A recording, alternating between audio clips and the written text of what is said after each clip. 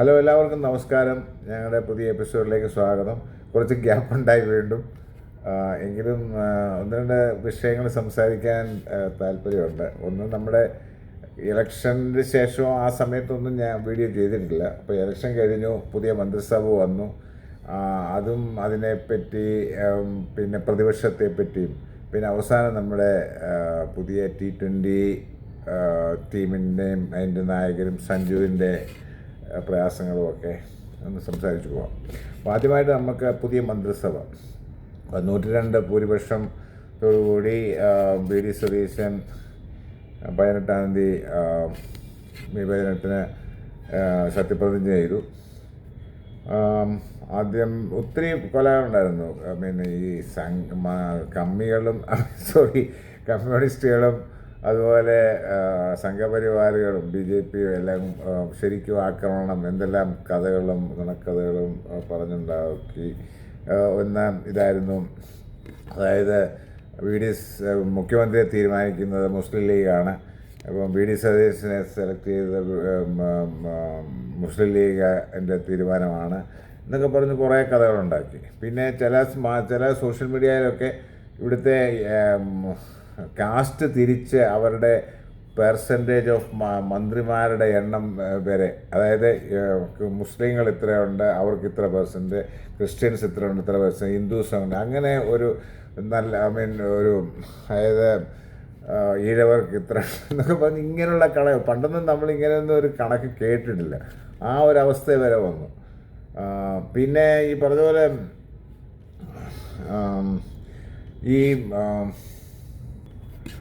പിന്നെ ഇതുപോലെ ഇപ്പം മുസ്ലിം ലീഗിൻ്റെ അപ്രമാദിത്യം ഉണ്ടാകത്തില്ലെന്ന് എനിക്ക് നേരത്തെ അറിയാമായിരുന്നു. കാര്യം, ഒന്നാമത്തെ കാര്യം, അവർക്ക് 22 സീറ്റ് ഉണ്ടെന്ന് പറഞ്ഞാലും ആ സീറ്റില്ലാതെ തന്നെ UDFന് ഭരിക്കാനുള്ള ഭൂരിപക്ഷമുണ്ട്. അപ്പോൾ അവർക്ക് അപ്രമാദിത്വവും വലിയ വിലപേശലൊന്നും നടക്കത്തില്ല എന്നുള്ളതാണ് ഇതിനകത്തെ സത്യം. മനസ്സിലായില്ലേ? അപ്പം അത് പിന്നെ ചില കാര്യങ്ങളൊക്കെ ഉണ്ട്. ഇപ്പം അവരുടെ ആകെ ഒരു മുസ്ലിം വനിതാ MLA, പിന്നെ ചില എന്താ പറയുക, ആചാരങ്ങളുടെ കാര്യങ്ങൾ, വിളക്ക് കത്തിക്കുന്ന കാര്യങ്ങൾ, അങ്ങനെയൊക്കെ കുറച്ച് കാര്യങ്ങളൊക്കെ വരുന്നുണ്ട്. പിന്നെ അറിയത്തില്ല, നോക്കാം. ആസ് ഓഫ് നൗ ഒന്നും കാണുന്നില്ല കാര്യമായിട്ട്. അപ്പം അതാണ് ഒരു ഭയങ്കര ഇതിന് എഗൻസ്റ്റ് ആയിട്ടുള്ള. പിന്നെ രണ്ടാമത്തേത്, നമ്മുടെ ഈ കമ്മ്യൂണിസ്റ്റുകാരുടെ CPMൻ്റെ അല്ലെങ്കിൽ LDFൻ്റെ തൊലിക്കെട്ടി അപാരമാണ്. അപാരം എന്ന് പറഞ്ഞാൽ അപാരം. അവർക്കിപ്പം അവരിപ്പം എങ്ങും ഭരണത്തിലില്ലാത്തൊരവസ്ഥയാണ്. ഒരു നാഷണൽ പാർട്ടിയായി നിലനിൽക്കുമെന്ന് തന്നെ സംശയം ഉണ്ടായിരിക്കുന്നൊരവസ്ഥയാണ്.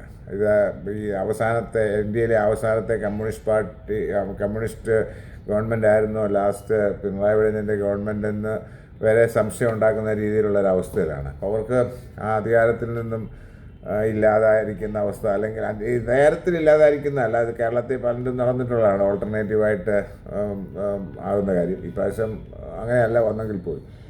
പക്ഷേ ഇത് അവർക്കൊരു ഭയങ്കര ഒരു അടി, ഇനി ഇതിനകത്തുനിന്ന് എഴുന്നേക്കാൻ പറ്റുമോ എന്നുള്ളൊരു സംശയവും ഫ്രസ്ട്രേഷനും എല്ലാം കൂടി എന്താ പറയുന്നത്, അങ്ങ് ആരംഭിച്ചു പ്രശ്നങ്ങൾ. ഇപ്പം അതിന് പറയുന്നത്, ഞാൻ അതുകൊണ്ട് പണ്ട് പറയുമായിരുന്നു, ഈ കമ്മ്യൂണിസ്റ്റുകാരും ഈ BJPയും തമ്മിൽ ഒരു നാണയത്തിന് 2 വശം പോലാണ്. പല കാര്യങ്ങൾ, അവരുടെ നരേറ്റീവ് ഉണ്ടാക്കുക, ഫാൽസ് പ്രൊപ്പഗണ്ട ഉണ്ടാക്കുക, പിന്നെ സ്വയം ന്യായീകരിക്കുക, ഇങ്ങനെയുള്ള കാര്യങ്ങൾ. പിന്നെ അവരുടെ ചെയ്തികളെയൊക്കെ ന്യായീകരിക്കാൻ വേണ്ടി അവർക്കൊരു ഒരു ആർമി തന്നെയുണ്ട് രണ്ട് കൂട്ടർക്കും. അപ്പോൾ അത് ഒരു പരിധിവരെ മുണ്ടെടുത്ത മോഡിയിൽ നിന്ന് പിണറായി വിജയനെ വിളിച്ചുകൊണ്ടിരുന്നതിൻ്റെ കാരണം അതാണ്. ഞാൻ പറഞ്ഞു വന്നതെന്ന് ചോദിച്ചാൽ, ഇപ്പം ഈ സ്ത്രീകൾക്ക് സൗജന്യ യാത്ര എന്ന് പറഞ്ഞ് ഒരു എന്താ പറയുന്നത്, ഒരു പ്രഖ്യാപനം ഉണ്ടായിരുന്നു, മാനിഫെസ്റ്റോ ഉണ്ടായിരുന്ന സംഭവം. ഇവർ അധികാരത്തിലേൻ്റെ പിറ്റേ ദിവസം മഹിളാ മോർച്ചക്കാർ സമരം തുടങ്ങിയ ഒരു നാണംകെട്ട പരിപാടി കാണിച്ചല്ലോ. അപ്പോഴാണ് ആൾക്കാർ ചോദിച്ചത് 15 ലക്ഷം രൂപ എവിടെയെന്നും ഒക്കെ ചോദിക്കാൻ തുടങ്ങിയത്. പക്ഷേ അത് തന്നെയാണ് ഇപ്പം ഈ കമ്മ്യൂണിസ്റ്റുകാരും കാണിക്കുന്നത്. അവർ 10 വർഷം ഈ കേരളത്തെ ഭരിച്ചിട്ട് ഒരുവിധം സാമ്പത്തികമായി അതിനെപ്പറ്റി നമ്മൾ സംസാരിക്കുന്നില്ല. അത് ഒത്തിരി ഡിസ്കഷൻ അതിനെപ്പറ്റി നടക്കുന്നില്ല. ധവളപത്രം വന്നു, അങ്ങനെ പല കാര്യങ്ങളും. അപ്പം ഒരു അവസ്ഥയിലാക്കി വെച്ചിട്ട് അവരിപ്പം 1 മാസം പോലും തികയ്ക്കത്തൊരു ഗവൺമെൻറ് ഈ 10 മാസത്തെ ഗവൺമെൻറ്റുമായിട്ട് താരതമ്യം ചെയ്ത് ഏതാണ്ടൊക്കെ പറഞ്ഞുകൊണ്ടിരിക്കുകയാണ്. ഇവർക്കൊക്കെ ശരിക്കും പറഞ്ഞാൽ ഉളുപ്പില്ല ഇതൊക്കെ പറയാൻ. ഈ പാലിൻ്റെ വില കൂട്ടിയെന്ന് പറഞ്ഞാൽ പിണറായി വിജയൻ്റെ ഗവൺമെൻറ് കൂട്ടിയിട്ട് പോയ സംഭവമാണ്. അതിൻ്റെ പിന്നെ റെസ്പോൺസിബിലിറ്റി ഈ ഗവൺമെൻറ് പുറത്തെടുത്ത് വെക്കുകയാണ്. അങ്ങനെ പല കാര്യങ്ങൾ. ഒരു പുതിയ ഗവൺമെൻറ് പഴയ ഗവൺമെൻറ്റിൻ്റെ തുടർച്ചയാണെങ്കിൽ പോലും പല പോളിസി ഡിസിഷൻസും ഡിഫറൻ്റായിട്ട് എടുക്കാം. അത് വേറെ കാര്യം. അതിന് പിറ്റേ ദിവസം മുതൽ ഞങ്ങൾ സമരം ചെയ്യും, ഇത് ചെയ്യും. ഇവർ അധികാരത്തിലിരുന്ന സമയത്ത് കോൺഗ്രസ് UDF ഒന്നും ഇതുപോലൊന്നും സമരമൊന്നും ചെയ്തിട്ടില്ല.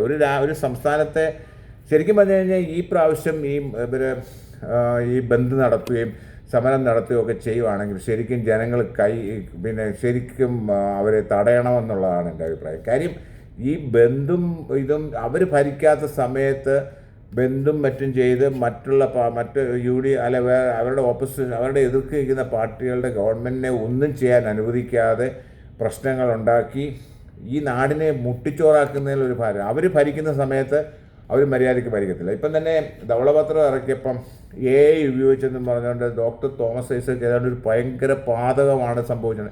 AI ഇപ്പം നമ്മുടെ ജീവിതത്തിൻ്റെ ഭാഗമായി മാറിക്കൊണ്ടിരിക്കുകയാണ്. കോർപ്പറേറ്റ് ലെവലിലായാലും ഒഫീഷ്യലായിട്ടുള്ള കാര്യങ്ങളിലായാലും പേഴ്സണൽ കാര്യത്തിലായാലും. അതിനെന്ത് ഇത്ര പ്രശ്നം? പിന്നെ പ്രൈവസിയുടെ കാര്യം, AI ഉപയോഗിച്ചുകൊണ്ട് എന്ത് പ്രൈവസിയാണ് നഷ്ടപ്പെടുന്നത് എനിക്കറിയത്തില്ല. അത് ഈ ഡേറ്റ ഈ AI ഉപയോഗിക്കുന്ന പ്ലാറ്റ്ഫോമുകൾക്ക് കിട്ടും. അങ്ങനെയാണെങ്കിൽ ഈ മിക്കവാറും ഉള്ള എല്ലാ പബ്ലിക് ഡൊമൈനിലുള്ള ഇപ്പം ഇവർ കൊടുത്തേക്കുന്ന ഈ പബ്ലിക് ഡൊമൈനിലുള്ള ഈ ഡേറ്റകൾ എല്ലാവർക്കും പ്രാപ്യമാണ് ആക്ച്വലി. മനസ്സിലായില്ലേ? അപ്പം എനിക്കറിയത്തില്ല എന്തുവാണ്. ഇപ്പം പണ്ട് ഈ ട്രാക്ടർ വന്നപ്പം പ്രശ്നം ഉണ്ടാക്കി, കമ്പ്യൂട്ടർ വന്നപ്പം പ്രശ്നം ഉണ്ടാക്കി, ഇപ്പം ലാപ്ടോപ്പ് ഇല്ലാത്ത LDF കമ്മ്യൂണിസ്റ്റ് നേതാക്കളെ കാണാൻ പറ്റില്ല എന്ന് പറയുന്ന പോലെ ഇപ്പം AI ഉപയോഗിക്കുന്നത് അതൊരു വലിയൊരു പാദമാണെന്നുള്ള രീതിയിലാണ് ഡോക്ടർ തോമസ് ഐസക് പറയുന്നത്.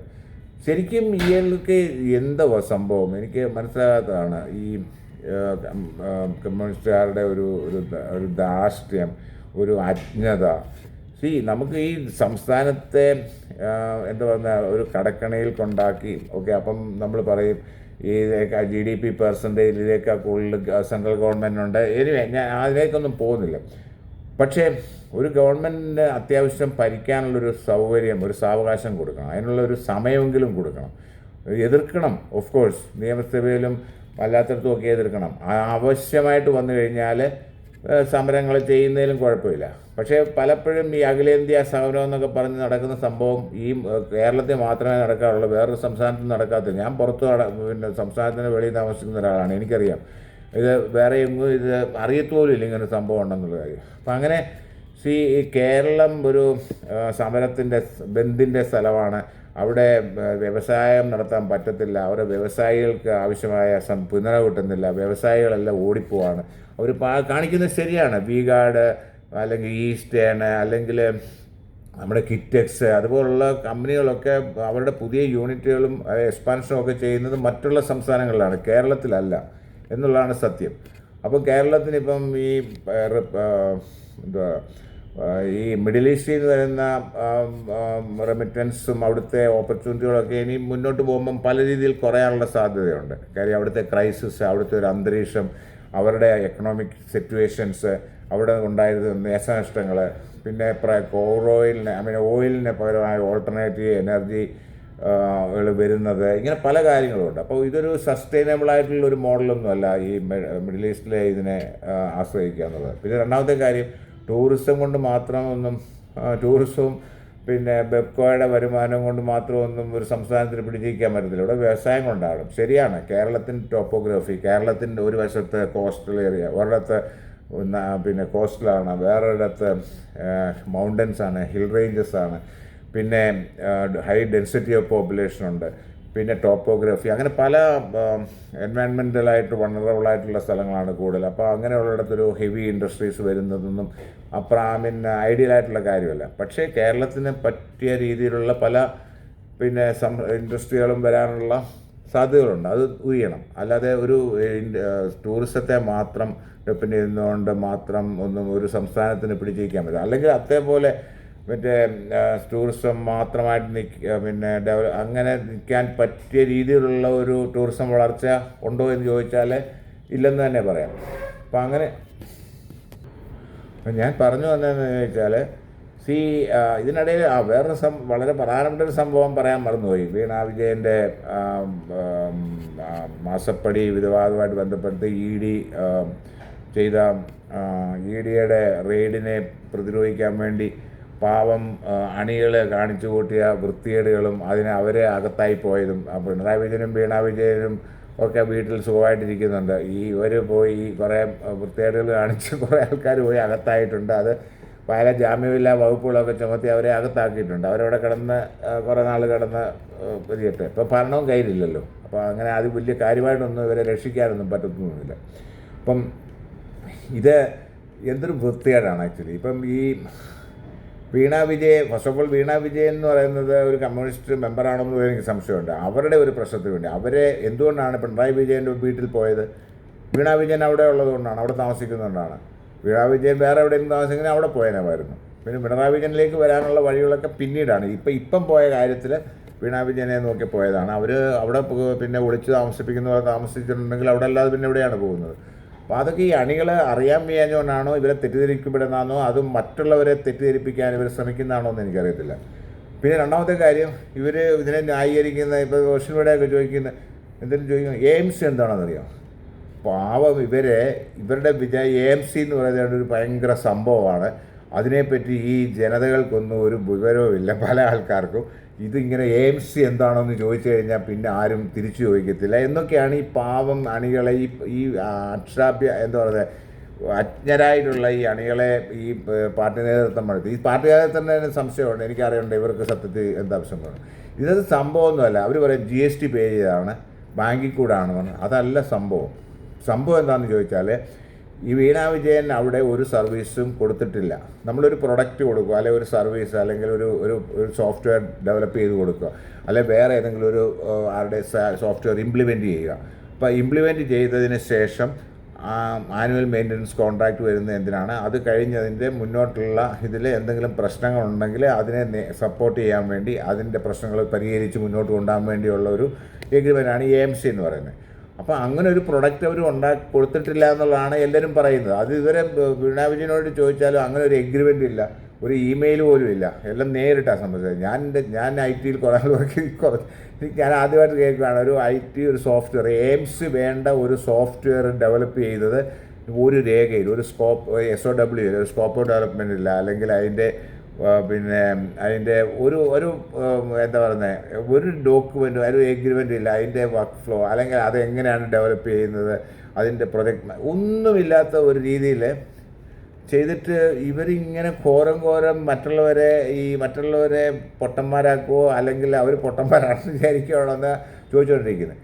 സംഭവം എന്താണെന്ന് ചോദിച്ചാൽ, വീണ വിജയൻ ഈ പൈസ കൊടുത്തത് അവർ കൊടുത്ത സോഫ്റ്റ്വെയറിന് വേണ്ടിയൊന്നും അല്ല. അത് ചുമ്മാതൊരു പുകമറയായിരുന്നു. ഇവർക്ക് കൊടുത്ത പൈസ എതിരാന്ന് ചോദിച്ചാൽ, ഈ കർത്തായ്ക്ക് അല്ലെങ്കിൽ CMRന് പിന്നെ അന്നത്തെ ഗവൺമെൻറ്റിൽ നിന്നും, അതായത് അന്നത്തെ മുഖ്യമന്ത്രിയിൽ നിന്നും, അല്ലെങ്കിൽ വീണ വിജയൻ്റെ പിതാവിൽ നിന്നും എന്തെങ്കിലും അനധികൃതമായ കൈയഴിച്ച സഹായം കിട്ടിയിട്ടുണ്ട്. അതെന്താണെന്നറിയാനാണ് ED ഇത് ചെയ്തത്. ഞാൻ EDയെ സപ്പോർട്ട് ചെയ്യുന്നില്ല. ED ഇവിടെ കേന്ദ്ര ഗവൺമെൻറ്റിൻ്റെ എന്താ പറയുക ഒരു ടൂളാണ്. പലരെയും പേടിപ്പിച്ച് പല കമ്പനികളും അവരുടെ ഇഷ്ടക്കാർക്ക് വേണ്ടി ഒക്കെ ഏറ്റെടുത്ത് കൊടുക്കുകയും, അഡാനിക്കൊക്കെ എത്ര കമ്പനികൾ ഏറ്റെടുത്ത് കൊടുക്കുന്നുണ്ട് ഇങ്ങനെ എയ്ഡ് നടത്തി. അതുപോലെ തന്നെ മറ്റുള്ള പാർട്ടിയിലുള്ള ആൾക്കാരെ, അല്ലെങ്കിൽ MLAസിനെ, അല്ലെങ്കിൽ ലീഡേഴ്സിനെയൊക്കെ EDയെ കൊണ്ട് പേടിപ്പിച്ചിട്ട് അവരെ അവരുടെ പാർട്ടിയിൽ കൊണ്ടുവന്ന് അവിടെ വാഷ് ഔട്ട് ചെയ്യുന്നൊരു സംഭവമുണ്ട്. ഇപ്പം അങ്ങനെ അതിൻ്റെ ഒരു EDയെ കൊണ്ട് ചെയ്യുന്നത് പോലെ തന്നെയാണ് നമുക്കറിയാം മഹാരാഷ്ട്രയിൽ, ഇപ്പം ഈ വെസ്റ്റ് ബംഗാളിൽ, അങ്ങനെയുള്ള പല സംസ്ഥാനങ്ങളിലും അതൊക്കെ ചെയ്തിട്ടുള്ളത്. ഓക്കെ, ഇനി അതാണ് ഞാൻ പറഞ്ഞത്. അപ്പോൾ ഇതിനെ ന്യായീകരിക്കാൻ കുറേ ആൾക്കാർ അതിനെ ചോദിച്ച ഉടനെ അത് കോൺഗ്രസ് കാരുടെ ഇതാണ്. ഇതിനകത്തൊക്കെ പേടിക്കുന്നില്ലെങ്കിൽ പിന്നെ എന്തിനാണ് അല്ലെങ്കിൽ മടിയിൽ കനവില്ലാത്തവൻ എന്തിനാണ് എന്നുള്ള രീതിയിൽ ചോദിച്ചുകൂടെ? അപ്പം ഞാൻ പറഞ്ഞു വന്നതെന്ന് വെച്ചാൽ, ED അന്വേഷിക്കും. ഇനിയും ചിലപ്പോൾ EDയിൽ അതിനകത്ത് ഈ കോൺഗ്രസ്സുകാരും കാണും, ചിലപ്പം കോൺഗ്രസ്സുകാരുടെ ഇനിഷ്യൽസും അതിനകത്ത് കാണുന്നുണ്ട്. പൈസ കൊടുത്തത് അത് എന്തിനാണ് കൊടുത്തതെന്ന് കണ്ടുപിടിക്കണം.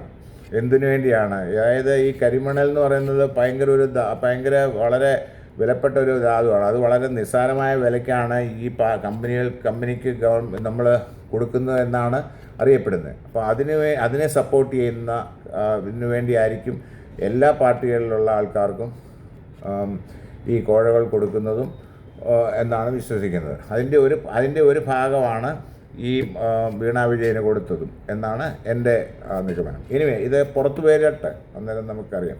പക്ഷേ ഒരു കാര്യം പറയാനുള്ളത് ഇത്രയേ ഉള്ളൂ.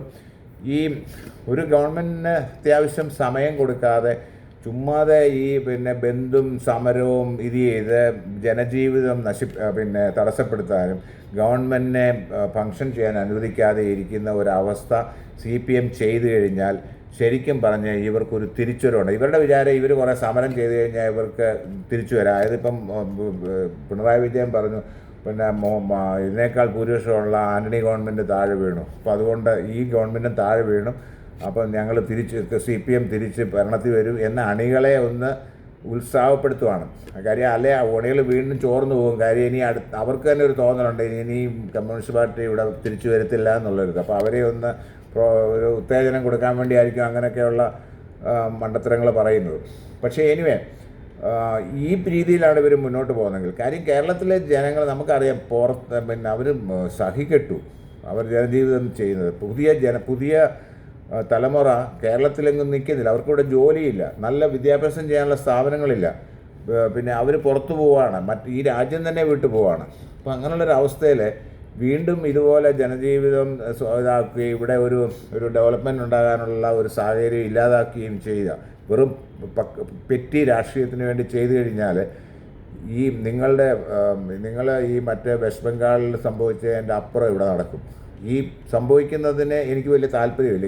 കമ്മ്യൂണിസ്റ്റ് പാർട്ടി ഈ കേരളത്തിൽ നശിച്ചു പോകണമെന്ന് ഞാൻ ഒരിക്കലും ആഗ്രഹിക്കുന്നില്ല. കാര്യം കമ്മ്യൂണിസ്റ്റ് പാർട്ടി പറഞ്ഞു കഴിഞ്ഞാൽ മറ്റുള്ള സംസ്ഥാനങ്ങളിലെ പോലെ ഇവിടെ അത് BJPക്ക് വളവാവുകയാണ് ചെയ്യാൻ പോകുന്നത്. എന്ന് പറഞ്ഞാൽ ചുരുക്കത്തിൽ BJP ഇവിടെയും അധികാരത്തിൽ വരും ഈ കെയർ ഓഫിൽ. സോ കമ്മ്യൂണിസ്റ്റ് പാർട്ടി ഇവിടെ നിലനിൽക്കണം, നല്ല ഓപ്പോസിഷനായിട്ട്. അവർ ഗവൺമെൻറ്റിലും വന്നോട്ടെ, പക്ഷേ കുറച്ചുകൂടെ മാന്യമായിട്ട് കുറച്ചുകൂടെ മര്യാദയോടുകൂടി ജനങ്ങൾക്ക് വേണ്ടി, അല്ലാതെ വെറും അണികൾക്ക് വേണ്ടി മാത്രമായിട്ട് ഈ പാർട്ടി നിൽക്കാൻ പാടില്ല. അതായത് കമ്മ്യൂണിസ്റ്റുകാരെ സപ്പോർട്ട് ചെയ്യുന്നവർക്ക് വേണ്ടി മാത്രം, അവരുടെ അണികൾക്ക് ഗുണമുണ്ടാകാൻ വേണ്ടി മാത്രമായിട്ട് ഈ പാർട്ടി നിൽക്കാൻ പാടില്ല. എല്ലാ ജനങ്ങൾക്കും ഈ കേരള സംസ്ഥാനത്തിന് ഗുണപരമായിട്ടുള്ള രീതിയിൽ അവർ നിൽക്കണം. കാര്യം അവരും UDF ആയിരിക്കണം ഇവിടുത്തെ ഗവൺമെൻറ്റുകളും പ്രതിപക്ഷവും ആയിരിക്കേണ്ടത്, BJP അല്ല. കാര്യം BJP ഇവിടെ ഈ കേരളം പോലെ മറ്റുള്ള സംസ്ഥാനങ്ങളിലൊക്കെ എന്ന് പറഞ്ഞാൽ ഹിന്ദുസിന് ഭൂരിപക്ഷമുള്ള സംസ്ഥാനങ്ങളാണ്. പക്ഷേ ഇവിടെ വേറൊരു ഡൈനാമിക്സാണ് ആക്ച്വലി. ഈ 3 കമ്മ്യൂണിറ്റികളും ഒരു വളരെ നല്ല രീതിയിലുള്ളൊരു പെർസെൻറ്റേജ് ഉള്ളിടത്ത് ഇവരെ നാശം വിതയ്ക്കും ആക്ച്വലി ഇവർക്കിവിടെ അധികാരം കിട്ടിയാൽ എന്നാണ് എൻ്റെ ഒരു വിശ്വാസം. അപ്പോൾ അത് സംഭവിക്കാൻ കമ്മ്യൂണിസ്റ്റുകാർ അനുവദിക്കരുത് എന്നുള്ളതാണ് എൻ്റെ വിശ്വാസം. ഇപ്പോൾ ഞാൻ BJPയെ ദൂഷിക്കുകയൊന്നുമല്ല ആക്ച്വലി, പക്ഷേ അതാണ് കാര്യം. ഇപ്പം നമുക്കറിയാം പല കാര്യങ്ങളിലും അവരെടുക്കുന്ന നിലപാടുകൾ പറഞ്ഞാൽ ഭയങ്കര വർഗീയമായിട്ടുള്ള നിലപാടാണ്. ഇവിടെ തരം തിരിച്ച് ജാതി തിരിച്ച് മന്ത്രിമാരുടെ പെർസെൻറ്റേജിൻ്റെ കണക്ക് വരെ പറയുക. പിന്നെ അതുപോലെ എന്തിനും ഏതിനും മതം ജാതി ഇതൊക്കെ കാണുക, ശശികല അതേപോലുള്ള കുറേ എലിമെൻസൊക്കെ. സോ മോശമാണ്. അത് കൊണ്ട് കമ്മ്യൂണിസ്റ്റുകാർ കുറച്ചുകൂടെ കോഷ്യസ് ആയിരിക്കണം. ഓക്കെ, ഇനി ഒരു കാര്യം കൂടെ അവസാനം പറഞ്ഞിട്ട് തീരുമാനിക്കും. ഇപ്പോൾ അടുത്ത സമയത്ത് T20യുടെ ടീമിനെയും ക്യാപ്റ്റനെയും ഒക്കെ നിയമിച്ചു. ശ്രേയസ് അയ്യറെ, അതായത് 3 വർഷമായിട്ട് ഇവിടെ കളിക്കായിരുന്നു, കഴിഞ്ഞ വേൾഡ് കപ്പിൽ കളിക്കാഞ്ഞ ശ്രേയസ് അയ്യറെ, പിന്നെ ആ ടീമിൽ പോലും ഇല്ലാത്ത ശ്രേയസ് അയ്യറെ പാരച്യൂട്ടിൽ കൊണ്ടുവന്നിറക്കി ടീമിലും കയറ്റി ഇത് ചെയ്തു. ഇത് എനിക്ക് കാണുമ്പോൾ ഒരു MLA അല്ലാത്ത ഒരാളെ CM ആയി കൊണ്ടുവന്ന് പാരച്യൂട്ട് പോലെ കൊണ്ടുവരികയും, അതായത് MLA ആയിട്ടുള്ള ആൾക്കാർ CM ആകാൻ കേപ്പബിലിറ്റി ഉള്ള പലരും ഉള്ളപ്പോൾ വേറൊരുത്തുനിന്ന് കൊണ്ടുവന്ന്, ഇപ്പം വേണുഗോപാലിൻ്റെ കാര്യം തന്നെ നമുക്ക് എക്സാമ്പിൾ എടുക്കാം. ഇങ്ങനെ കൊണ്ടുവന്ന് CM ആക്കുന്ന പോലെയാണ് ഇപ്പോൾ ശ്രേയസ് അയ്യരെ കൊണ്ടുവന്നത്. വേണുഗോപാലിന് കഴിവില്ലെന്നല്ല ഞാൻ പറഞ്ഞത്, അതുപോലെ ശ്രേയസറിനും കഴിവില്ലെന്നത്. പക്ഷേ അത് ഇവിടെ ഓൾറെഡി പിന്നെ ടീമിലുള്ള ആൾക്കാർ കേപ്പബിൾ ആയിട്ടുണ്ട്.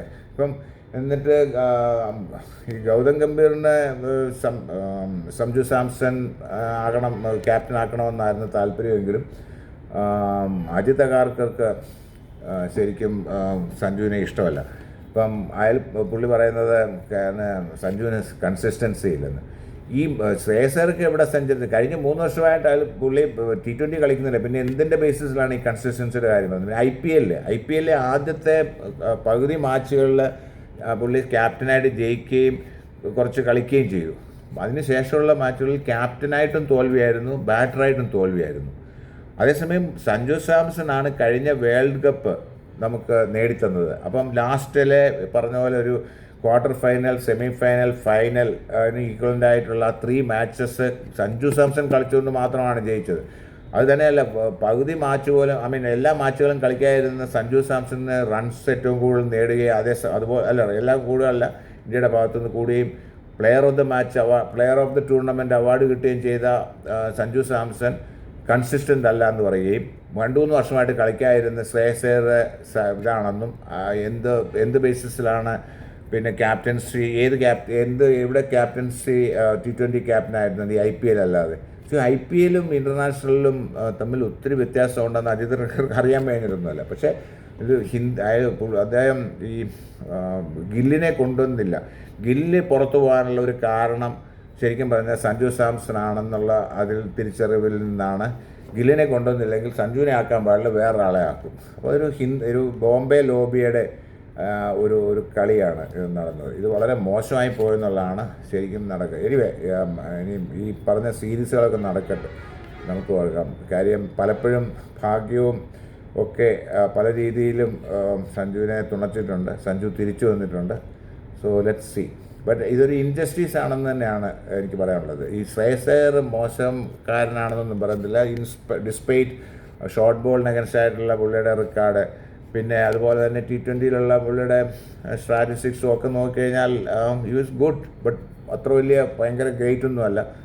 അങ്ങനെയുള്ള ഒരാളെ ഇപ്പം തന്നെ ഈ IPL നോക്കിക്കഴിഞ്ഞാൽ തന്നെ ശ്രേയസർ സെഞ്ചുറി വെച്ചില്ല, സഞ്ജു 2 സെഞ്ചുറി എടുത്തു, ഒരു ഹാഫ് സെഞ്ചുറി അടുത്തെടുത്തു. എടുത്ത ഇതെല്ലാം അവിടെ ജയിച്ച കളികളാണ്. അപ്പം അങ്ങനെയുള്ള ഒരാളെ മാറ്റി നിർത്താൻ ഓരോ കാരണങ്ങൾ കണ്ടുപിടിക്കുക എന്ന് പറഞ്ഞാൽ വെറും മുടന്തൻ ന്യായമാണ് എന്ന് തന്നെ പറയാനുള്ളൂ. എനിവേ, അപ്പോൾ ഈ 2 കാര്യങ്ങൾ ആണ് ഞാൻ പറയാൻ ഉദ്ദേശിച്ചത്. വീഡിയോ ഇച്ചിരി നീണ്ടുപോയി. Thank you so much. Will come back with another video. Thank U.